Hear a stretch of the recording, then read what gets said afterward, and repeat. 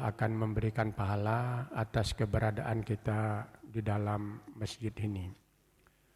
Selanjutnya mengenai pengajian kita malam ini, seperti tadi disampaikan oleh protokol, saya diminta menyampaikan pensyariatan puasa atau sejarah puasa di dalam agama Islam. Untuk ini pertama sekali ingin saya sampaikan, sekiranya kita berbicara tentang puasa di dalam agama Islam, maka tentu kita akan mulai dari pewahyuan atau dari Nabi Muhammad menjadi Rasul. Tetapi kalau kita berbicara tentang puasa dalam agama-agama yang diwahyukan Allah, mungkin kita akan bisa mulai dari Nabi Adam alaihissalam. Jemaah yang terhormat, di dalam Al-Quran di surat Al-Baqarah disebutkan, A'udzubillahi minasyaitonirrajim, Bismillahirrahmanirrahim, Ya ayyuhalladzina amanu kutiba alaikumusyamu kama kutiba alal ladzina min qablikum la'allakum tattaqun. Dalam ayat ini disebutkan, maknanya lebih kurang, wahai orang-orang yang beriman, wahai pengikut Nabi Muhammad, diwajibkan atas kalian berpuasa sebagaimana telah diwajibkan untuk orang-orang sebelum kamu, atas umat-umat sebelum kamu. Mudah-mudahan kamu bertakwa. Jadi dalam ayat ini jelas sekali dinyatakan bahwa puasa diwajibkan Allah bukan hanya untuk kaum muslimin, tetapi juga untuk kaum muslimin pengikut Nabi Muhammad, tetapi juga untuk kaum muslimin sebelum Nabi Muhammad, untuk orang-orang beriman sebelum Nabi Muhammad. Jadi kewajiban ini ada. Masalah kedua, lalu apakah kita mempunyai sumber, mempunyai pengetahuan tentang ibadah puasa sebelum Nabi Muhammad ini? Sepanjang yang saya ketahui, tidak ada sumber yang dapat dipercaya. Ada riwayat menyatakan Nabi Adam sudah berpuasa pada 10 Muharram karena pada hari itu dia dipertemukan Allah dengan Hawa. Tetapi ini tidak ada sumber, cuma pernyataan-pernyataan. Ada beberapa buku tafsir yang menyatakan seperti itu. Ada juga buku tafsir yang menyatakan Nabi Nuh berpuasa sebulan penuh pada Ramadan setelah beliau beserta pengikutnya selamat dari banjir. Ini juga disebutkan dalam beberapa buku tafsir, tetapi tidak ada riwayat yang kuat atau sumber yang dijadikan dalil oleh buku-buku tafsir tersebut. Jadi kita tidak mengetahui secara persis bagaimana puasa, bagaimana kewajiban puasa ini pada Rasul sebelum Nabi Muhammad SAW. Walaupun sekali lagi saya ulangi, di dalam Al-Quran jelas sekali dinyatakan bahwa puasa ini diwajibkan kepada orang-orang, kepada umat-umat sebelum Nabi Muhammad. Di dalam Al-Quran ada 25 Rasul bersama Nabi Muhammad. Jadi kalau umpamanya ini kita ikuti, tentu 25 Rasul ini semuanya mempunyai umat dan semua umat mereka pernah diwajibkan menjalankan ibadah puasa. Jadi ini poin yang kedua, lalu apakah 25 Rasul itu semuanya mempunyai agama sendiri yang berbeda-beda seperti yang diturunkan kepada Nabi Muhammad? Barangkali lebih tepat, apakah 25 Rasul itu semuanya mempunyai syariat yang berbeda seperti yang disebutkan di dalam Al-Quran? Dalam Al-Quran disebutkan bahwa din, agama, iman sejak dari Nabi Adam sampai kepada Nabi Muhammad itu sama. Itu semuanya sama. Jadi kewajiban beriman kepada Allah itu diperintahkan dalam semua agama sejak dari Nabi Adam sampai kepada Nabi Muhammad. Tetapi syariat itu tidak. Syariat itu masing-masing rasul mungkin mempunyai syariat sendiri. Syariat itu banyak, bukan hanya satu seperti agama. Jadi syariat ini mungkin berbeda-beda. Tetapi apakah semua rasul mempunyai syariat sendiri? Ini juga tidak ada bukti yang menyatakan seperti itu. Tidak ada ayat yang secara jelas menyatakan semua rasul mempunyai syariat sendiri-sendiri. Tapi kalau kita perhatikan ayat-ayat Al-Quran, kita mulai dari Nabi Adam, lalu sesudah itu Nabi Idris, sesudah itu Nabi Nuh. Ini yang disebutkan urutannya yang relatif jelas. Tetapi sesudah ini kita tidak tahu persis siapa lagi rasul berikutnya. Kita ada Nabi Ibrahim, ini sezaman dengan Lut, begitu di dalam Al-Quran. Jadi karena malaikat ketika akan pergi kepada Nabi Lut, itu singgah ke rumah Nabi Ibrahim, singgah ke daerah Nabi Ibrahim. Jadi kita bisa berkesimpulan Nabi Ibrahim dengan Nabi Lut ini sezaman, tapi mereka ada pada tempat yang berbeda. Sesudah ini kita tidak tahu lagi. Yang ada lagi di dalam Al-Quran yang disebutkan itu Nabi Musa. Dan Nabi Musa ini sezaman dengan Nabi Syuaib. Karena Nabi Musa pernah pergi ke tempat Nabi Syuaib. Dan Nabi Syuaib menjadi mertua dari Nabi Musa. Sedangkan Nabi Ibrahim yang sezaman dengan Nabi Lut itu menurunkan anak Ismail. Dan Ismail ini bersaudara dengan Ishak. Tapi tempat yang berbeda. Nabi Ismail di Mekah, Nabi Ishak ini di Palestina. Kemudian Ishak menurunkan Yakub. Yakub menurunkan Yusuf. Ini berurutan. Jadi Nabi Ibrahim, Nabi Ishak, Nabi Yakub, Nabi Yusuf ini 4 generasi dari keturunan yang sama. Sesudah Nabi Yusuf, ini kita tidak tahu bagaimana berikutnya. Lalu yang muncul Nabi Musa. Nabi Musa bersamaan dengan Nabi Harun. Nabi Harun saudara Nabi Musa dan mereka sama-sama diperintahkan menghadap Fir'aun. Lalu sesudah Nabi Musa ini ada yang menyatakan itu Nabi Daud. Sesudah beberapa generasi. Sesudah Nabi Daud, Nabi Sulaiman. Lalu sesudah ini baru ada Nabi Zakaria, Rasul Zakaria, Yahya. Yahya ini, Zakaria ini memelihara Maryam. Ya, jadi dia menjadi wali, menjadi orang yang memelihara Maryam. Lalu dari Maryam ini lahir Nabi Isa dan Nabi Zakaria sendiri mempunyai anak Nabi Yahya. Jadi kita bisa katakan Nabi Yahya, Nabi Isa lebih kurang sezaman. Karena Nabi Yahya ini anak Nabi Zakaria yang lahir sesudah dia renta, tidak lama, tidak jauh selangnya dari kelahiran Nabi Isa dari ibu Maryam. Selain dari mereka ini ada rasul-rasul yang lain, umpamanya Nabi Hud. Nabi Hud itu tidak punya hubungan dengan siapa-siapa.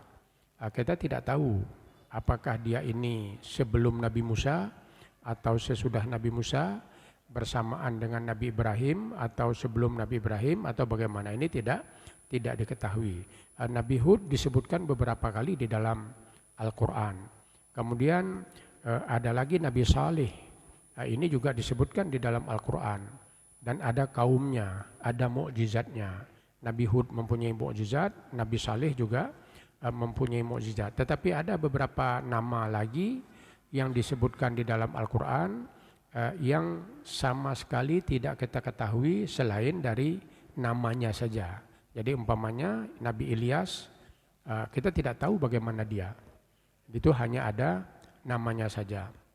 Nah, jadi kalau umpamanya kita cari bagaimana ibadah puasa pada rasul-rasul semuanya, ini tidak kita dapatkan. Di dalam Al-Quran, puasa yang disebutkan itu hanya puasa Nabi Zakaria dan puasa Nabi Isa atau puasa Maryam sebagai ibu dari Nabi Isa. Ini yang disebutkan di dalam Al-Quran. Jadi untuk Maryam, ya, itu disebutkan di surat Maryam. A'udzu billahi minasyaitonir rajim. Fakuli washrabi wa qarri ainan. Fa imma tarayinna minal bashari ahadan fakuli inni nadartu lirrahmani sauman falan ukallimal yauma insiya. Ini disebutkan di dalam surat Maryam. Kemudian ini di dalam surat Maryam juga ada satu lagi tentang Nabi Zakaria yang juga puasanya lebih kurang seperti Maryam. Dalam ayat ini tadi, makanlah dan minumlah. Ya, jika engkau melihat seseorang maka katakanlah, sesungguhnya aku telah bernazar berpuasa untuk Tuhan yang Maha Pengasih. Wa qarri ainan fa imma tarayinna minal bashari ahadan faquli inni nadartu lirrahmani sauman falan ukallimal yauma insiya. Jadi Isa yang baru lahir berkata kepada ibunya, makan, minum, dan senangkanlah hatimu. Kalau nanti engkau bertemu dengan seseorang, maka katakan bahwanya saya sudah bernazar untuk puasa. Saya dalam keadaan berpuasa karena sudah bernazar untuk itu. Jadi saya tidak bisa berbicara. Kalau ayat ini kita perhatikan, berarti puasa Maryam, puasa Zakaria bukan hanya tidak makan dan tidak minum, tetapi juga tidak boleh berbicara dengan orang lain. Ini. Tetapi ada juga pendapat karena ayat ini tadi fakuli washrabi wa qarri ainan fa imma tarayinna minal bashari ahadan fakuli inni nadartu lirrahmani sauman falan ukallimal yauma insiya. Jadi puasa Maryam itu hanya berbicara, tidak masuk makan dan tidak masuk minum. Ada juga pendapat seperti itu. Kita tidak mempunyai bukti apapun untuk menguatkan dari dua pendapat ini. Jadi Maryam puasanya adalah berbicara dan Nabi Zakaria juga seperti itu. Jadi ya saya tidak mencatatnya, saya tidak menghafal ayat itu dari surat Maryam ini. Tetapi kalau kita lihat surat Maryam, Zakaria memohon kepada Allah agar diberi keturunan dan Allah mengabulkan doa Zakaria ini sesudah dia tua, sesudah renta, dan istrinya juga sudah tua. Jadi menurut dalil logika manusia, tidak akan lagi istri Zakaria hamil sama seperti Sarah tidak akan lagi hamil ketika pada masa Nabi Ibrahim. Tetapi Allah menghendaki lain. Allah memberi kehamilan kepada Sarah dan juga memberi kehamilan kepada istri Zakaria. Jadi Zakaria meminta kepada Allah, kalau umpamanya betul istrinya hamil, beri tanda kepada dia. Maka tanda yang diberikan Allah, Zakaria tidak bisa berbicara. Dia berpuasa dan puasanya tidak berbicara. Ini puasa yang disebutkan di dalam Al-Quran dari umat sebelum Muhammad yang saya baca. Jadi tidak ada yang lainnya. Hadirin hadirat jamaah salat maghrib yang dirahmati Allah, kalau kita kembali kepada Nabi Muhammad dalam syariat Islam sendiri, bagaimana pensyariatan puasa ini? Bagaimana puasa disyariatkan di dalam Islam sendiri? Ada riwayat menyatakan Nabi Muhammad sejak sebelum menjadi rasul biasa berpuasa, sering berpuasa. Nabi suka menahan diri dari makan dan minum sejak beliau belum menjadi rasul. Itu seolah-olah menjadi kebiasaannya, sama seperti kebiasaan beliau mengasingkan diri. Kebiasaan beliau pergi nyepi, ya, pergi ke Gua Hira, berlama-lama di situ, duduk bersemedi, bertawajuh atau merenungkan alam ini. Itu beliau lakukan. Tetapi sesudah menjadi rasul, kita tidak lagi mendapat riwayat bahwa Nabi pernah pergi ke Gua Hira untuk nyepi, dan juga tidak ada riwayat bahwa beliau berpuasa secara rutin atau insidental. Ini selama periode Mekah. Tapi bahwa Nabi hidup prihatin, dia makan tidak berlebihan, kemudian menjaga kesehatannya dengan baik, itu ada beberapa riwayat mengenai hal tersebut, bahwa Nabi tidak suka apapun yang berlebihan. Dia selalu dalam keadaan yang sederhana dan biasa-biasa saja. Ini yang ada.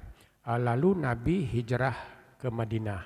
Nabi hijrah ke Madinah, sampai di Madinah itu pada bulan Rabiul Awal, sesudah 13 tahun menjadi rasul. Ini sampai Rabiul Awal. Jadi Rabiul Akhir, Jumadil Awal, Jumadil Akhir, Rajab, Sya'ban, Ramadan. Ramadan yang pertama Nabi di Madinah, puasa belum diwajibkan. Jadi belum diwajibkan. Jadi buku-buku yang saya baca semua menyatakan bahwa Ramadan baru diwajibkan pada tahun kedua hijrah. Jadi sesudah Nabi lebih setahun tinggal di Madinah. Jadi pada tahun pertama Nabi di Madinah belum ada kewajiban puasa Ramadan. Itu belum ada. Nah, itu baru ada pada tahun kedua bersamaan dengan Perang Badar. Jadi ketika Perang Badar puasa diwajibkan, dan Nabi ketika bulan Ramadan itu tidak di kota Madinah. Dia sedang mengejar pasukan Mekah dan berada di luar kota. Jadi Ramadan pertama Nabi itu tahun kedua, dan pada waktu itu terjadi Perang Badar. Jadi dari sebulan puasa, lebih kurang 15 hari Nabi ada di luar kota dalam rangka Perang Badar tersebut. Ini sejarah yang saya baca. Hadirin jemaah yang terhormat, puasa Ramadan itu diwajibkan pada tahun kedua. Pada tahun pertama, ini dalam hadis-hadis disebutkan, Nabi sampai ke Madinah itu bulan Rabiul Awal. Lalu pada Muharram pertama Nabi di Madinah, Nabi melihat orang-orang Yahudi berpuasa pada 10 Muharram. Nabi bertanya, kenapa mereka berpuasa? Jadi dijawab, karena pada hari itulah mereka selamat dari Fir'aun. Jadi karena ini kata Nabi, kalau itu alasannya, kita juga layak memuliakan hari itu. Karena Musa juga rasul di dalam Islam yang perlu diimani dan perlu diyakini. Lalu Nabi mempuasakan puasa Asyura tersebut. Inilah puasa pertama secara resmi yang dinyatakan sunat di dalam Islam, yaitu puasa Asyura. Itu menurut hadis tersebut. Jadi ini yang pertama disyariatkan, puasa pada 10 hari bulan Muharram. Jemaah yang terhormat, jadi di dalam sejarah 10 Muharram itu dikatakan bukan hanya hari keselamatan Musa dari Fir'aun, tetapi juga hari keselamatan Nuh, jadi hari perahu Nabi Nuh terdampar. Jadi ada juga yang menyatakan 10 Muharram itu hari Nabi Yunus keluar dari perut ikan. Dan masih ada beberapa hari lain yang kejadian pada 10 Muharram tersebut. Tapi semua ini tidak bisa dibuktikan. Tidak bisa dibuktikan, tidak ada bukti sejarah bahwa semua kejadian ini tadi betul-betul terjadi pada 10 Muharram, itu tidak ada. Sesudah agama Islam turun, peristiwa besar yang terjadi pada 10 Muharram adalah pembunuhan Husain oleh pasukan Muawiyah atau pasukan Yazid. Jadi oleh Bani Umayyah, itu terjadi pada 10 Muharram. Jadi di kalangan Syiah 10 Muharram itu hari duka cita. Itu bukan hari berpuasa, bukan hari bergembira, tapi hari duka cita karena Husain syahid atau Husain terbunuh pada tanggal tersebut. Dan mereka tidak berpuasa, tetapi meratapi kematian Husain.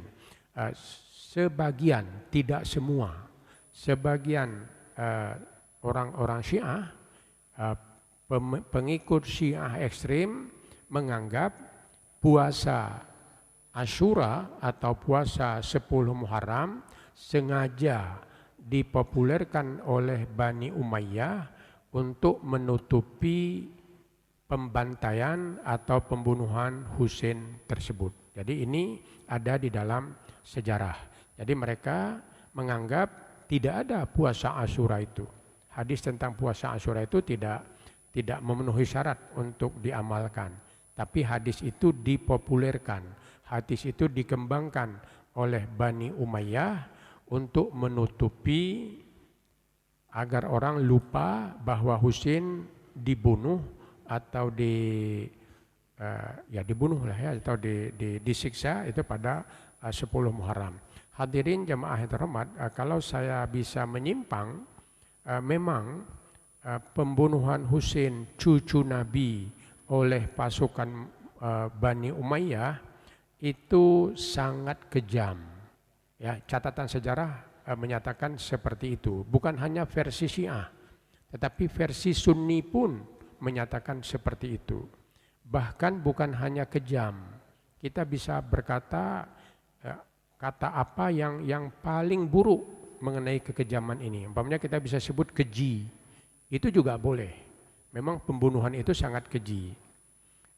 Hadirin yang terhormat, coba kita bayangkan sekelompok orang, laki-laki dan perempuan tidak bersenjata, bukan tentara, tapi rombongan biasa yang terdiri dari laki-laki, perempuan dan anak-anak.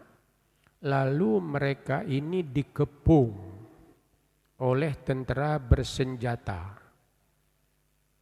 Ya, dikepung sampai mereka kehabisan air. Jadi kalau umpamanya mau dibunuh 1 jam selesai, karena mereka tidak punya perlawanan, tidak punya senjata, tidak punya apa-apa. Bagaimana 40 orang anak-anak, perempuan, beberapa orang laki-laki dikepung oleh ratusan tentara bersenjata, bagaimana mereka mau melawan?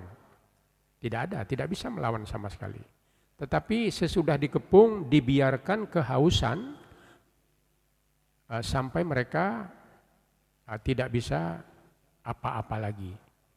Jadi Husain meminta, sudahlah bebaskan saja mereka, bunuh saya kalau kalian mau membunuh saya. Ini pun juga tidak dilakukan. Jadi apapun pembicaraan yang diharapkan Husain kepada pasukan ini, Al-Hajjaj, itu semuanya tidak diterima.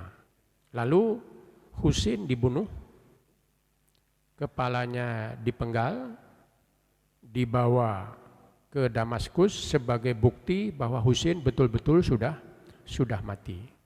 Kita bayangkan berapa hari perjalanan naik kuda, naik unta, membawa kepala ini dari Karbala, Irak ke Damaskus. Paling kurang seminggu, itu paling kurang. Tetapi ini, kemudian tubuh Husain itu tidak dikuburkan, tetapi dibengkalaikan, dibiarkan diikat, menurut satu riwayat itu diikat di kaki kuda lalu dibiarkan hilang begitu saja. Jadi memang luar biasa kalau catatan ini kita perhatikan. Nah, jadi itu diperlakukan kepada cucu Nabi yang semua orang tahu bahwa itu cucu Nabi. Nah, tapi begitulah kekejaman pasukan Muawiyah. Jadi kekejaman pasukan Bani Umayyah di bawah tentara Yazid ini. Hadirin jamaah yang terhormat, itu terjadi pada 10 Muharram. Jadi itu ada yang memperingati 10 Muharram ini sebagai hari Asyura, hari Syahid. Jadi puasa 10 Asyura ini seperti itu keadaannya. Kemudian hal lain, pada tahun kedua Hijrah puasa Ramadan diwajibkan. Lalu sesudah itu ya Ramadan, Syawal, Zulqa'dah, Zulhijjah. Pada bulan Zulhijjah tahun kedua, Nabi sudah melangsungkan salat Idul Adha di Madinah. Ini tahun kedua. Sedangkan haji baru dikerjakan Nabi pada tahun ke-10. Ya, haji baru dikerjakan Nabi pada tahun ke-10. Tapi salat Idul Adha itu sudah dikerjakan Nabi pada tahun kedua Hijrah. Jadi hari tasyrik yang 4 hari ditambah dengan tanggal 10, ya, jadi tanggal 11, 12, 13 dan tanggal 10, 4 hari itu hari tasyrik. Itu sudah ada, sudah dicatat di dalam sejarah sejak tahun kedua Hijrah. Jadi 2 tahun Nabi dan Imana. Puasa yang sekarang ini kita kenal puasa Arafah, ini juga dalam hadis-hadis sudah disyariatkan, sudah diajarkan Nabi pada tahun kedua Hijrah tersebut. Jadi puasa tanggal 9 Arafah dengan puasa 8 hari sebelumnya dari tanggal 1 sampai tanggal 9, menurut hadis itu sudah diajarkan Nabi pada tahun kedua Hijrah. Jadi tidak berkaitan erat dengan haji. Jadi Nabi melakukan puasa Arafah pada tahun kedua sampai dengan tahun ke-9 Hijrah, itu tidak ada naik hajinya. Ya, tidak ada naik hajinya karena haji belum dilakukan. Pada tahun 6 Nabi pergi ke Mekah untuk umrah. Tahun 6 kenabian Nabi pergi ke Mekah untuk umrah. Tapi dilarang oleh orang Quraisy sehingga tidak jadi. Yaitu Nabi pergi tahun 6 itu umrah. Itu berakhir dengan perjanjian Hudaibiyah. Lalu pada tahun ke-7 itu ada umrah qada. Jadi Nabi mengirim Abu Bakar pergi mengerjakan umrah pada tahun ke-7 pengganti dari umrah yang ke tahun ke-6 tadi. Karena tidak jadi. Ini tahun ke-6, tahun ke-7. Dan pada waktu itu juga terjadi Futuh Mekah.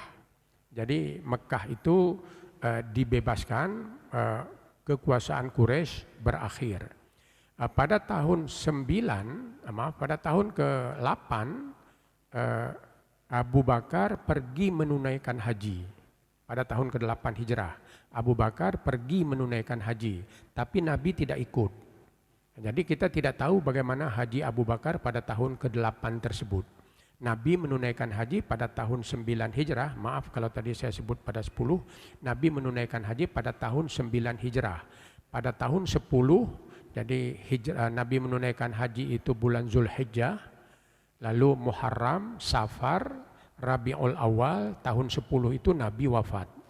Nah, ini di dalam sejarah. Hadirin jemaah yang terhormat, jadi ibadah puasa Arafah dan kalau kita mau tambah 8 hari sebelumnya itu disyariatkan tidak berkaitan langsung dengan kewajiban haji. Itu sudah disyariatkan sebelum haji dikerjakan Nabi. Selain ini, Nabi masih mensyariatkan beberapa puasa lain. Yang sangat dianjurkan Nabi itu dilaksanakan pada pertengahan bulan, tanggal 13, 14, dan 15.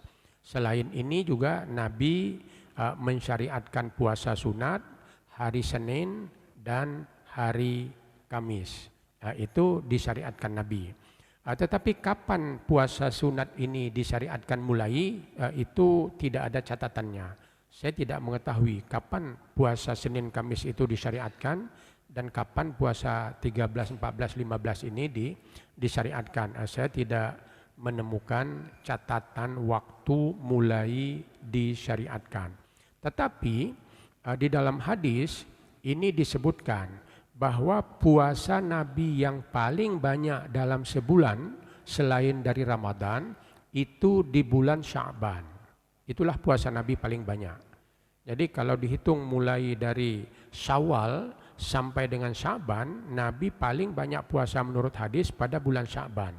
Tapi pada bulan Sya'ban ini pun Nabi tidak berpuasa lagi sesudah 15 Sya'ban.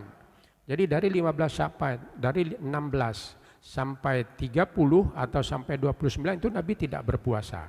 Jadi berarti Nabi hanya berpuasa kalau Nabi penuh berpuasa, itu Nabi puasa Senin Kamis, ya, jadi dua pekan, lalu 13, 14, 15, itu yang ada hadis.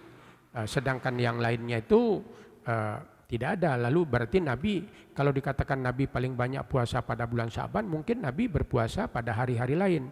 Umpamanya puasa Nabi Daud selang 1 hari. Apakah seperti itu? Tidak disebutkan. Yang ada itu cuma tadi. Hadirin jemaah yang terhormat, jadi selain dari puasa Zulhijjah, 9 Zulhijjah dan 8 sebelumnya, kemudian puasa Asyura, puasa Senin Kamis, puasa 12, 13, 14, 15 setiap bulan, yang sunat lagi berpuasa 6 hari sesudah puasa Ramadan. Jadi puasa Syawal, puasa Syawal ini 6 hari. Ini juga sunat dilakukan, ada hadis yang menyatakan seperti itu. Jadi inilah beberapa ibadah puasa sunat selain dari puasa Ramadan. Lalu bagaimana Nabi mengerjakan Ramadan di Madinah? Boleh dikatakan biasa-biasa saja. Jadi Nabi tidak menjadikan Ramadan sebagai bulan yang istimewa dalam arti mengurangi pekerjaan untuk beribadah. Ini saya tidak temukan hadis. Tidak temukan hadis bahwa Nabi menyatakan untuk beribadah kurangilah kegiatan lain selama bulan Ramadan. Ini tidak ada. Malah seperti tadi saya katakan, Nabi berperang pada bulan Ramadan. Nabi melakukan beberapa pekerjaan penting pada bulan Ramadan. Nabi melakukan musafir pada bulan Ramadan. Nabi pernah tidak berpuasa karena safar. Itu ada beberapa hadis menyatakan Nabi tidak berpuasa ketika musafir.